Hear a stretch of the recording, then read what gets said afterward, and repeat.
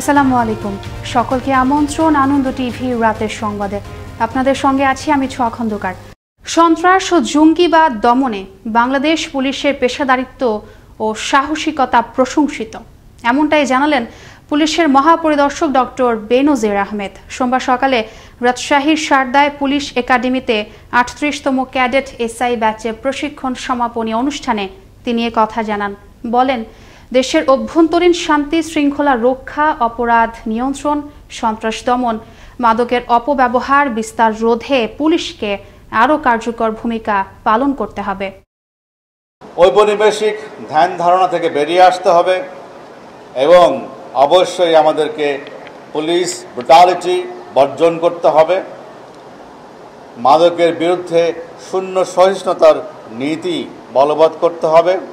একই সঙ্গে দুর্নীতির বিরুদ্ধেও আমাদেরকে শূন্য সহিষ্ণুতার নীতি বলবৎ করতে হবে। আমি চাই তোমরা এই প্রায় ১৩০০ সদস্য, নবীন সদস্য বাংলাদেশ পুলিশে দুর্নীতির বিরুদ্ধে জিহাদ ঘোষণা করবে এবং দুর্নীতির বিরুদ্ধে হুইসেল ব্লোয়ার হিসেবে দায়িত্ব পালন করবে। জাতিসংঘের সদর দপ্তরে রোহিঙ্গা ও এলডিসি বিষয়ে দুটি বৈশ্বিক আয়োজনে অংশ নিতে যুক্তরাষ্ট্র সফরে গেলেন পররাষ্ট্রমন্ত্রী ডক্টর AK আব্দুল মোমেন। কাতার থেকে এক বিশেষ বিমানে করে রোববার স্থানীয় সময় বিকেলে নিউ ইয়র্কে পৌঁছান তিনি। যুক্তরাষ্ট্রের জাতিসংঘের বাংলাদেশ স্থায়ী মিশন জানিয়েছে, সোমবার থেকে পররাষ্ট্রমন্ত্রীর সফরের কর্মসূচি শুরু হবে। আদালতে ও থানায় মামলা বা অভিযোগ দায়ের করার সময় বাদী বা অভিযোগকারীর জাতীয় পরিচয়পত্রের নম্বর উল্লেখ করার আদেশ দিয়েছেন হাইকোর্ট। সোমবার একটি অস্তিত্বহীন বাদীর মামলা চ্যালেঞ্জ করে দায়ের করা রিটের প্রাথমিক শুনানি শেষে বিচারপতি M ইনায়েতুর রহিম ও মুস্তাফিজুর রহমানের হাইকোর্ট বেঞ্চ রুল সহ এ আদেশ দেন। এছাড়া পুলিশের অপরাধ তদন্ত বিভাগ CID-কে ৪৯টি মামলার তদন্ত করে আগামী ৬০ দিনের মধ্যে প্রতিবেদন দাখিলেরও নির্দেশ দেন আদালত। টানা ৬ দিন বিরতির পর শুরু হলো একাদশ জাতীয় সংসদের ত্রয়োদশ বাজেট অধিবেশন। সোমবার সকাল ১১টায় স্পিকার ডক্টর শিরিন শারমিন চৌধুরীর সভাপতিত্বে পুনরায় শুরু হয় সংসদ অধিবেশন। এ সময় হাউস বিল্ডিং ফিন্যান্স কর্পোরেশন বিল ২০২১, ব্যাংকার্স বহি সাক্ষ্য বিল ২০২১ ও আয়োডিনযুক্ত লবণ বিল ২০২১-এর বিল পাশ করা হয়। এর আগে গেল ৭ই জুন থেকে ১৪ জুন সকাল ১১টা পর্যন্ত জাতীয় সংসদের বৈঠক মুলতবি ঘোষণা করেছিলেন speaker doctor Shirin Sharmin Chowdhury. Corona মহামারী ও সাহায্য সহযোগিতার অভাবে ভালো যাচ্ছে না রাজধানীর হকারদের দিনকাল। কমেছে আয়, বেড়েছে ব্যয়, নেই সন্তোষজনক ক্রেতা উপস্থিতি। বাধ্য হয়ে বদলেছেন হকারির ধরন। তাতেও দেখছেন না আশার আলো, কাটছে না কালো মেঘের ছায়া। সংসার চালাতে হিমশিম খেতে হচ্ছে প্রতিনিয়ত। রাজধানী ঘুরে সহকর্মী মুসামিয়া প্রতিবেদনে আরো জানাচ্ছেন নয়নমণি। ক্যামেরা ছিলেন শাহিন রেজা। জীবন জীবিকার জন্য মানুষ রাস্তায় বা ফুটপাতে স্বল্প পুঁজি নিয়ে ব্যবসা করে বলেই তাদের হকার বা ফেরিওয়ালা বলে। দীর্ঘ ১ বছরে করোনা মহামারীর কারণে অনেকেই নিঃস্ব হয়ে পেশা হারিয়ে রাস্তায় নামতে বাধ্য হয়েছে। সেই ফুটপাতেও নেই তেমন বেচাকেনা। ব্যবসার ধরন পাল্টালেও সুবিধা করতে পারছে না অনেক ফেরিওয়ালারাই। বেচাকেনা আগে আমরা যেভাবে করছিলাম, আগে ২,০০০-৩,০০০ টাকার দোকানদারি করছি, এখন খুবই অসুবিধায় চলছি। কালকা পরশুদিন বেচছি ৭০০ টাকা, কালকে বেচছি ১,০০০ টাকা। এখন মোটামুটি সংসার চালাইতে খুবই অসুবিধা। মানে পরিস্থিতি খুব খারাপ, মানুষের রাস্তাটা ভালো না, আমাদের সমাজ খুব কম, আমাদের খুব সমস্যা আছে। পরিবার পরিজন নিয়ে বেঁচে থাকার জন্য সামান্য পুঁজি নিয়ে রাস্তায় বা ফুটপাতে দাঁড়ালেও সরকারি আইন শৃঙ্খলা বাহিনীর লোকজন দাঁড়াতে দেয় না। সেই সাথে রাস্তায় তেমন মানুষের সমাগম না থাকায় বেচা বিক্রিও ভালো নেই। কাজের সংখ্যা কম দেখে মনে করেন এই করোনার অবস্থায় আমি অনেক ফুড়ে বসে কাজ করতে আছি। এরপরে মনে হয় কাজকর্ম কম, আমার সংসার চালাইতে খুব কষ্ট হয়, মানে এই পরিস্থিতির ভিতরে আছে। সরকারি বেসরকারি বিনোদন কেন্দ্র ও সেই সাথে স্কুল কলেজ বেসরকারি বিশ্ববিদ্যালয়গুলো বন্ধ থাকায় অনেক হকারদের জীবন জীবিকা চলার পথ কঠিন হয়ে দাঁড়িয়েছে বলে জানালেন এই হকার। ৫০ টাকা বেচছি, এই ১০টা বাজে ১২টা বাজে, বেচা কিনে একদম নাই। স্কুল করলে না আমরা শান্তি নাই। স্কুল করলে পরে টিফিন দিলে পরে আমরা বেচা কিনি। এই পেঁয়াজ কালা ৪-৫ বছর বেচছি, আগে বেচা কিনে প্রচুর হয়েছে। এখন তো কোনো বেচাকেনি নাই, কোনো রকমে ঘর বাড়ি দিতে পারি না।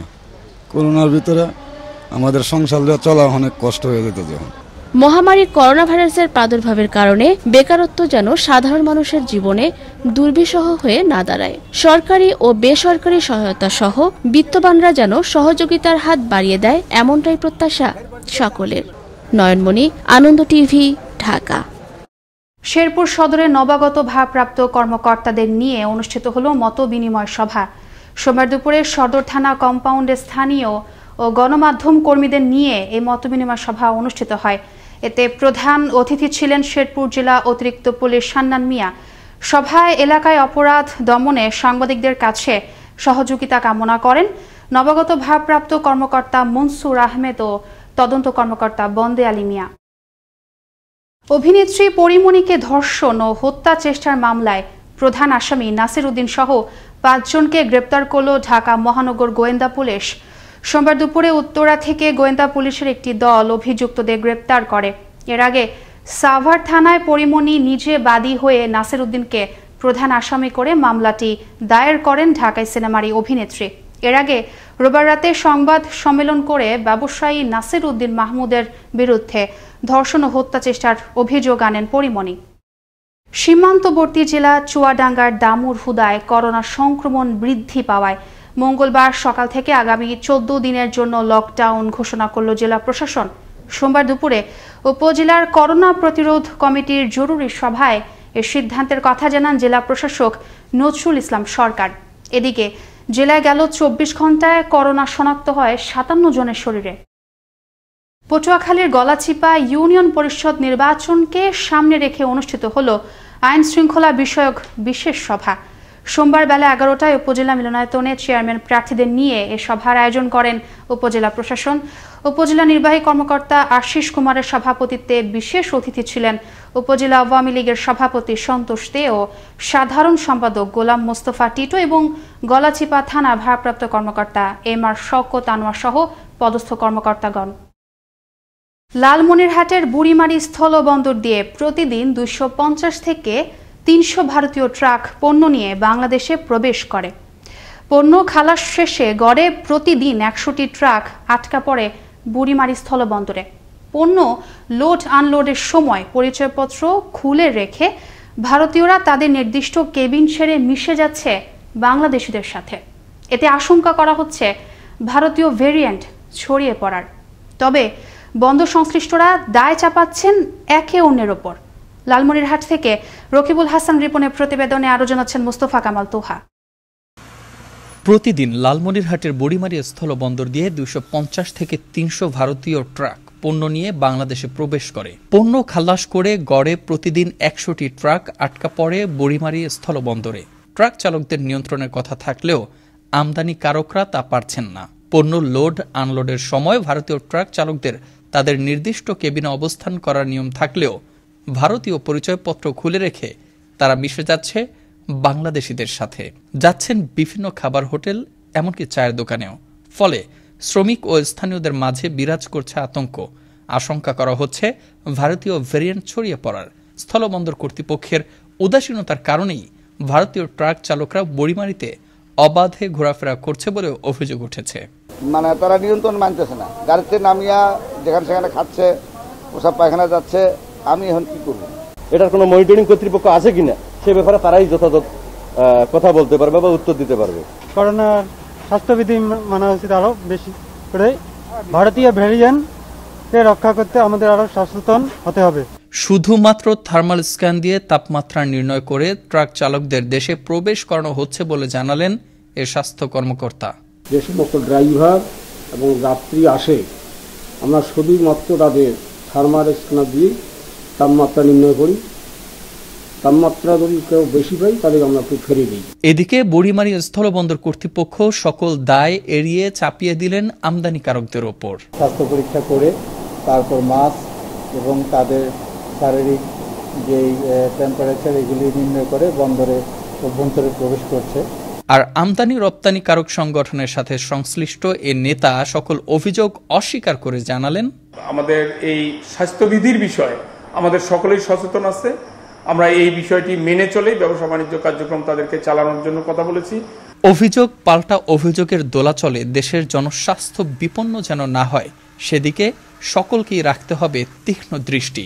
জনস্বাস্থ্য নিশ্চিতে সরকার যখন সচেষ্ট, তখন একটিমাত্র স্থলবন্দরের এমন উদাসীনতা বয়ে আনতে পারে অনাকাঙ্ক্ষিত পরিস্থিতির। এখনই সময় বন্দর সংশ্লিষ্ট সকল পক্ষের সমন্বয়ে উপযুক্ত সিদ্ধান্তে পৌঁছানো। মুস্তফা কামাল তোহা, আনন্দ টিভি, ন্যাশনাল ডেস্ক। গেল বুধবার মাদারীপুরের রাজৈরের বিভিন্ন স্থান থেকে ভ্যান চালক মোতাহার দর্জি হত্যা মামলায় 4 জনকে গ্রেফতার করে পুলিশ। 14 জুন সোমবার বিকেলে জেলা পুলিশ সুপারের কার্যালয়ে এক সংবাদ সম্মেলনে জমি জমা সংক্রান্ত বিরোধের জেরে এ হত্যাকাণ্ড হয় বলে জানান মাদারীপুর জেলা পুলিশ সুপার গোলাম মোস্তফা রাসেল। এর আগে 23 মে রাজৈরের মজুমদার কান্দির একটি পাটক্ষেত থেকে উদ্ধার করা হয় ভ্যান চালক মোতাহারের ক্ষত বিক্ষত লাশ। এক সপ্তাহের ব্যবধানে কক্সবাজারের টেকনাফের নাফ নদী থেকে ভাসমান অবস্থায় আবারও ঘটল মৃতদেহ উদ্ধারের ঘটনা। সোমবার বিকেলে উপজেলার রিলা ইউনিয়নের আলীখালী এলাকার নাফ নদীর কিনারায় ভাসমান অবস্থায় তাদের মৃতদেহ দেখতে পেয়ে স্থানীয়রা খবর দেয় পুলিশকে। পরে পুলিশ গিয়ে উদ্ধার করে 2 নারীর মরদেহ। মৃত 2 জনকে রোহিঙ্গা বলে ধারণা করছে টেকনাফ থানা পুলিশ। এই ছিল এখনকার মতো। আনন্দ টিভি সর্বশেষ সংবাদ এবং বিনোদন সবার আগে দেখতে ভিজিট করুন www.facebook.com/anondotvbd এই পেজে। ধন্যবাদ সকলকে। শুভরাত্রি।